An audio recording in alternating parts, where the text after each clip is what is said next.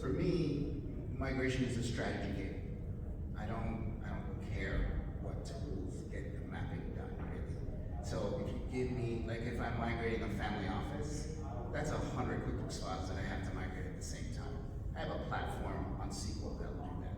But if you give me one file that's a QuickBooks online file that I have to migrate to Sage Intacct Construction, I don't need to throw a tank at that particular challenge.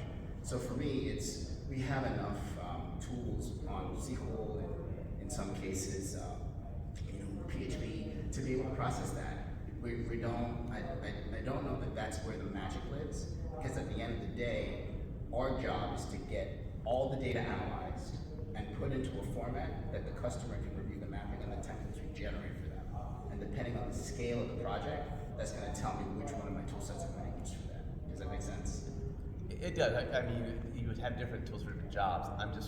That's the interesting part for me, is like, how is, we talk about AI, Copilot kind of stuff. Sure. How is that evolving? How are you guys tackling that?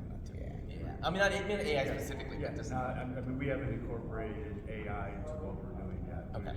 We think there's a possibility of it, but we haven't incorporated it yet. Got it. We're still blocking and tackling to get the two systems to be balanced, Right. to be honest.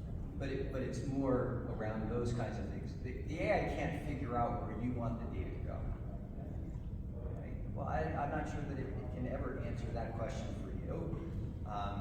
I think that just an example of a tool set that we can sort of take advantage of is we can go back and look at,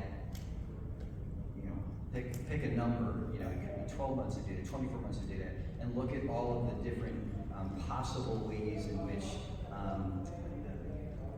accounts are sort of tracked in terms of what's the revenue count, what's the project, and then we can sort of normalize that list to sort of figure out, okay, here's all the things that you have going back 2 years, 5 years, 20 years that you need to now then map, because those are unique codes that you now need to map into however you've set up, right?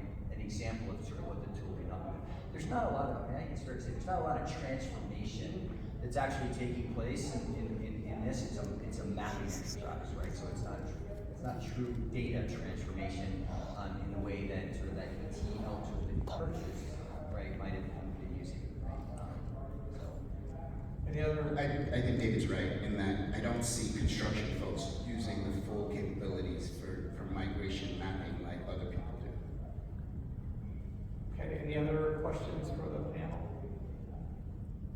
These guys want to get home. Thank you. Yeah.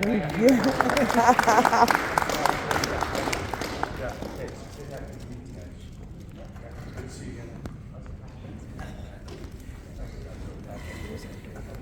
Yes, please.